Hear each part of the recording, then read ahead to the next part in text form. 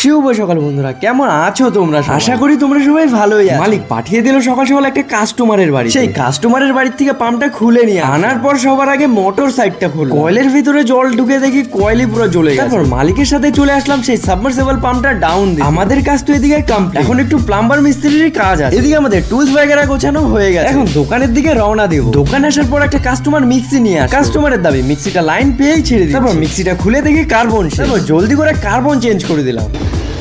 তারপর সন্ধ্যাবেলা একটি কাস্টমার টেবিল ফ্যান নিয়ে আসে। কাস্টমার বলছে ফ্যানটা চলতে চলতে জাম হয়ে যায়, তো ওটা শ্যাপ বুস দুটোই চেঞ্জ করতে হবে। ফ্যানের শ্যাপ তো পেলাম না, দেখি এটাকে কালকেই ফিটিং করতে হবে। সেই কোম্পানির থেকে আসা 4টা এক্সস্ট ফ্যান, সেই ফ্যানের কয়েল বানানো তো হয়ে গেছে, এখন করছি এগুলোকে ফিটিং।